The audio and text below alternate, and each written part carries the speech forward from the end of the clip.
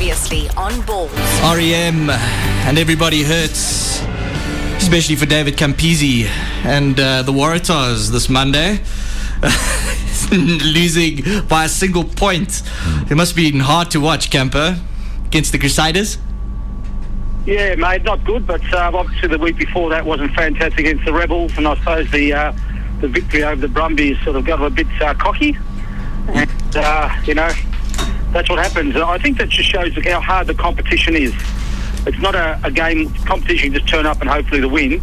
Any team on the day can beat anybody, and I think that just demonstrates how hard it is. Well, listen, before we get into the flush out proper, just have to remind people that it's brought to us by Imperial Collection, home of Signature Brands. Signature Brands is the importer and distributor of Bentley, Lamborghini and Lotus. Visit imperialcollection.co.za or drop by the dealership on the corner of William Nicol and Bryanston Drive if you're in the market, or even just to have a look. They've got some amazing cars there. Imperial Collection, home of the Signature Brands.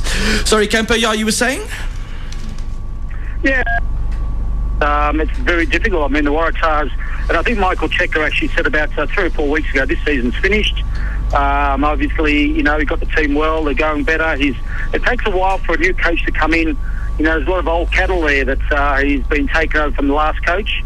So, and I think he's trying to sort it all out, and obviously it's looking better for next year. But to lose to the Crusaders by 1, but leading by 22 to 10 at half time, it's not...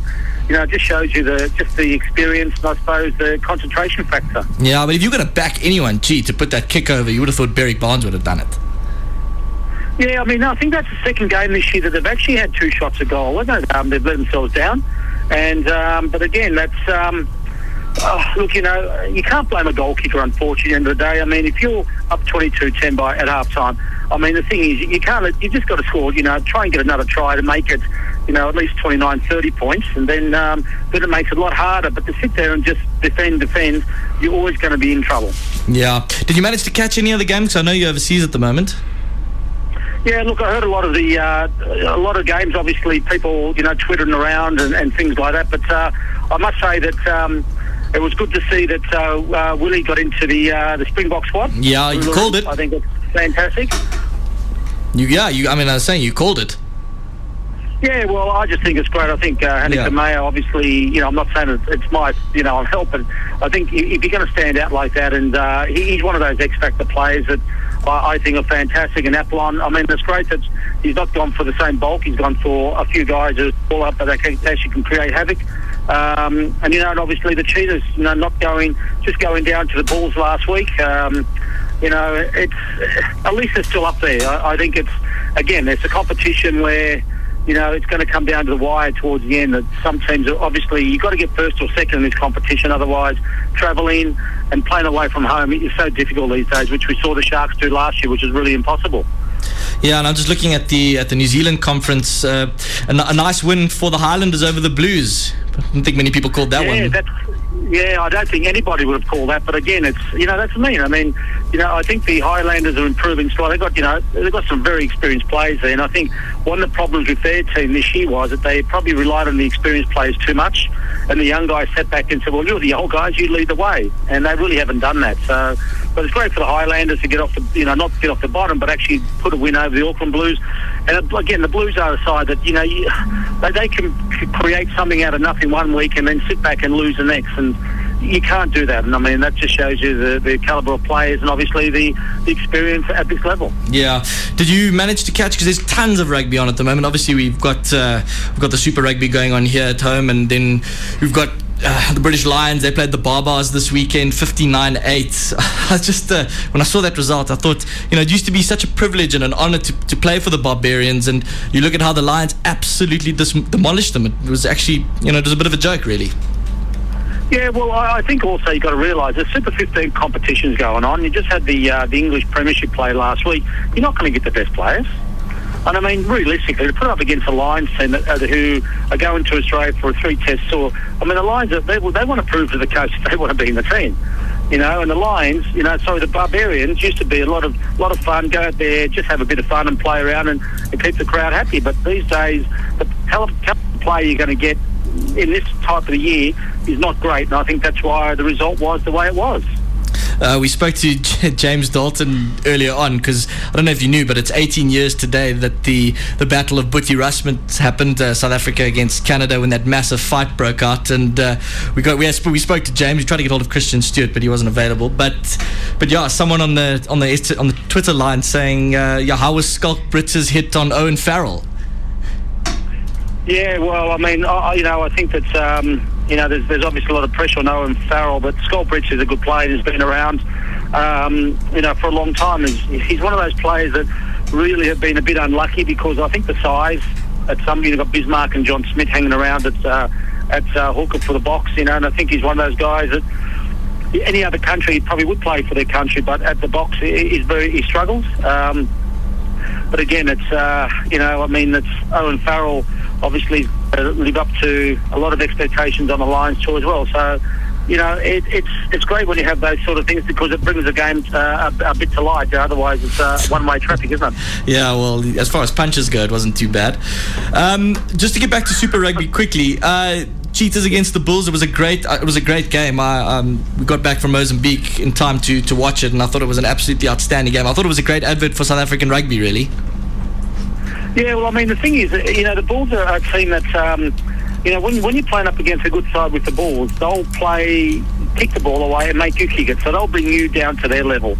And obviously, the Cheetahs sort of are a team that you've got to be really careful of, and you've got to be, they're one of those sides that can come back from and do the opportunity things, and that was great. But the Bulls, again, they are a class side, and as I said, now it's getting to the business end of the season. That's where the big teams stand up to be counted. If the Cheetahs want to obviously be up there, they've got it now, not because take the risk, but, everything you do now, you've got to say, well, we need to win these games. We need to win them so we can get in position to be into the semis. But it's very, very important. So, and that's where the Bulls, they've got to stay in there. He's a great player. It doesn't matter what anyone says. He's won a lot of games. He knows he's cool under pressure. And they've got some class players. And as I said, that's going to tell the difference between winning and losing this competition. The big boys stand up when they need to be counted. Yeah, and if you look at the Bulls, I mean, they've got going home. They've got against the Kings. They play the Kings on the 29th of June, and then they play the Sharks, which is a tough one. But if you look at the Chiefs and how they're poised going home, is they've got a tough one. I mean, they've got the Hurricanes, and then I think they've got the Crusaders. So the Bulls sitting quite nicely at the moment in terms of who they got to face. Yeah, it is good, but I mean, what you really got to do also is it's no good having a couple of easy games going into the semis, because what happens, it's a different level then you've got to turn up again. So you want the games as hard as possible, because you want to be on your toes week in, week out. If you've got an easy game and you win by 40-50, the next week you're going to have to sort of say, right, well, we can't do the things that we did last week. We've got to actually sort of buckle down to the pressure games. But, it's getting close now, so, it's obviously the best mistakes that teams make under pressure is going to be the ones who are going to end up on top. Yeah. Okay, cool. Camper, before we wrap it up, the usual predictions. Johnny's got the fixtures. Go for it, Johnny. Yes, just two fixtures, by the way. Brumbies against the Rebels, Canberra Stadium. Yeah, well, I'd have to go for the Brumbies, I suppose. But the Rebels have shown a bit of fight the last couple of weeks. I suppose they've done better without Kurtley Beale and O'Connor, so maybe those two should sit on the bench more often. Yeah. Then on Sunday, you've got the Force against the Waratahs in Perth. Well, I think Waratahs, I think they're going to have to pull the things. But just quickly, of all the Test players in the Lions, are they playing or not? Yeah, the Lions, as far as I know, the Lions are up against the Reds. I know, but are all the players in the Wallaby squad, are they being pulled out, or they are playing in the Super Rugby? That I wouldn't know. Good question. Okay. Try and find out. Very good question, yeah. Okay. There you go. You stumped our sports guy. Well done, Camper. Wasn't too hard. I try and keep you guys on your toes. Yeah, thank you. Okay, cool, Camper. Well, thanks. Where are you at the moment, by the way? I'm sitting in a place called Chianti in Italy, looking out over the beautiful Florentine countryside. And when are you home? Because you live the life of Riley. I'm here for we thought we were lucky going to Mozambique. Then to Rome, and then off to South Africa 2 days, and then the Lions for 3 weeks. So another 2 weeks here. Jeez, it's tough. Enjoy it. It is. Thanks, guys. Ciao. Speak to you next week. Thank you. Ciao. Cheers. Okay, ciao. Cheers, Camper. Ciao. There you go, David Campese with the Monday Flush Out, brought to you by Imperial Collection, home of the signature brands. This is Balls Visual Radio. Darren, Simon, Kate and John. Weekdays from 3 p.m. to 6 p.m. Central African Time. balls.co.za